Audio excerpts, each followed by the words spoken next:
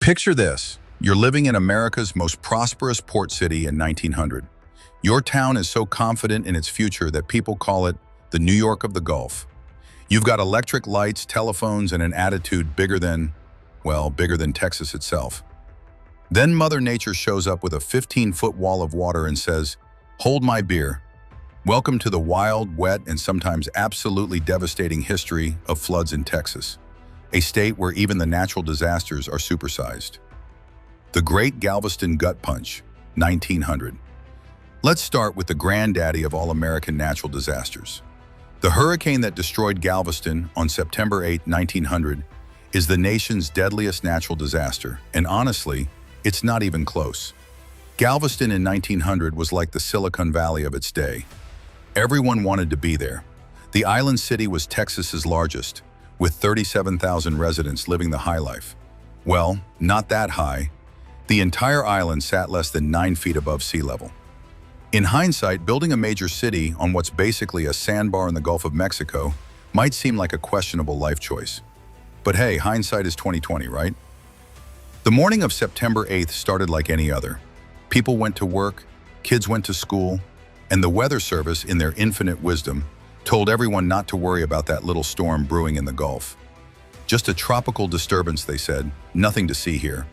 That little disturbance packed winds over 135 miles per hour and brought along a 15-foot storm surge that turned the entire city into a real-life disaster movie.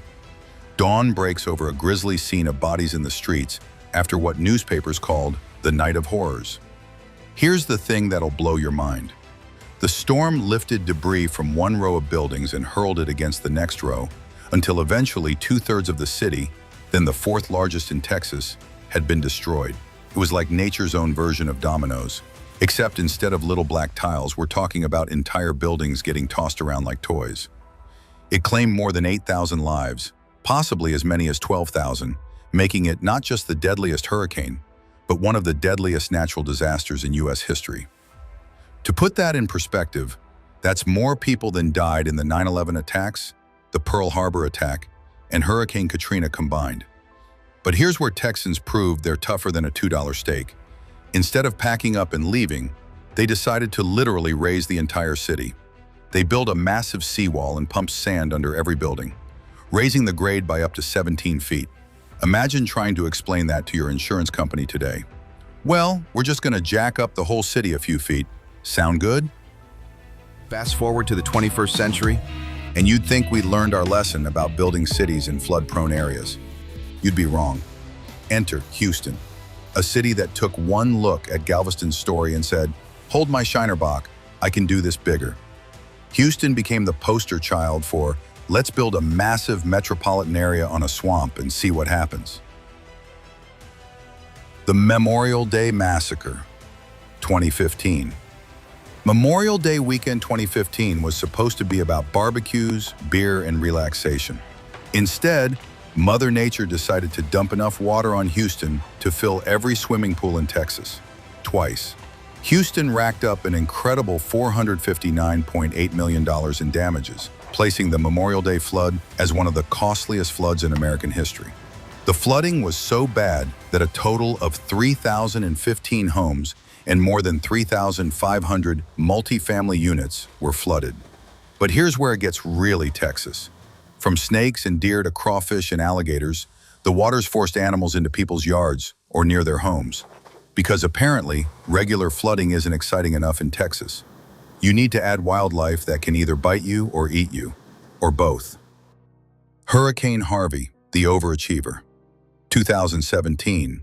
Just when Houston thought it had seen everything, along comes Hurricane Harvey, the storm that basically said, you know what, I'm just going to park right here for a week and see what happens.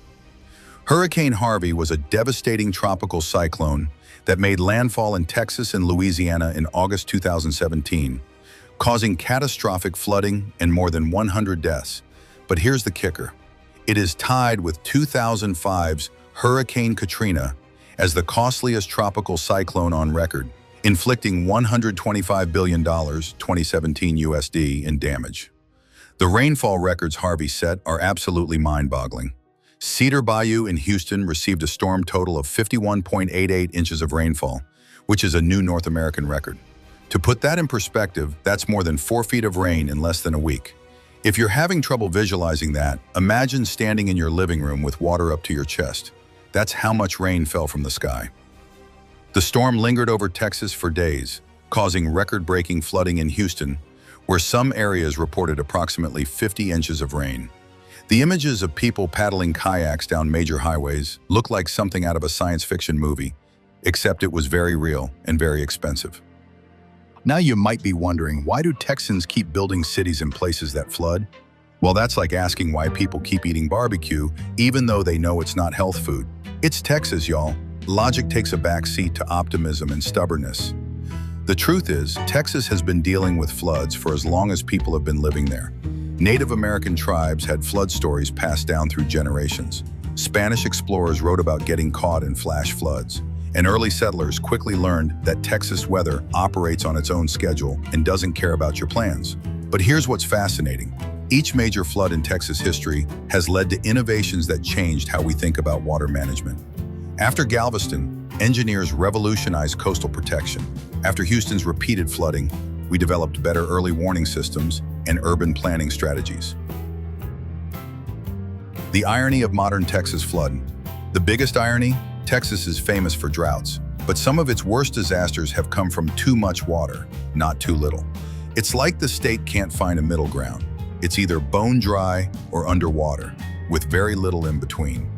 Allison dropped 40 inches of rain on the city in 5 days, killed nearly 24 people, and caused $5 billion in damage in the county that includes Houston.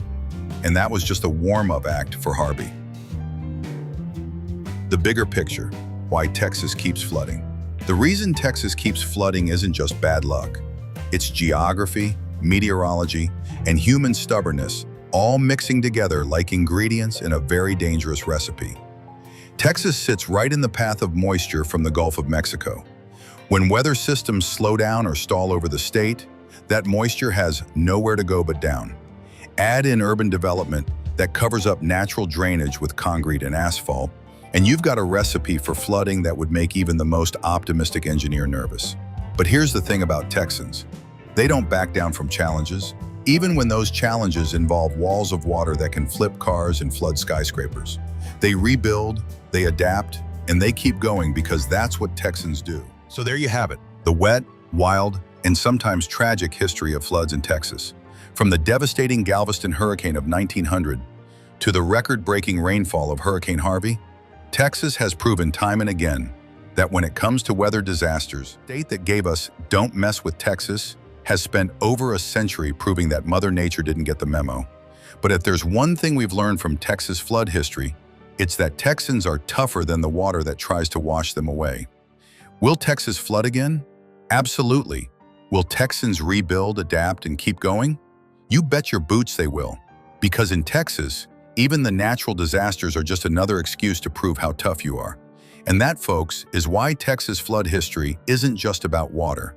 It's about resilience, stubbornness, and the very human tendency to look at a wall of water and say, "I've seen worse."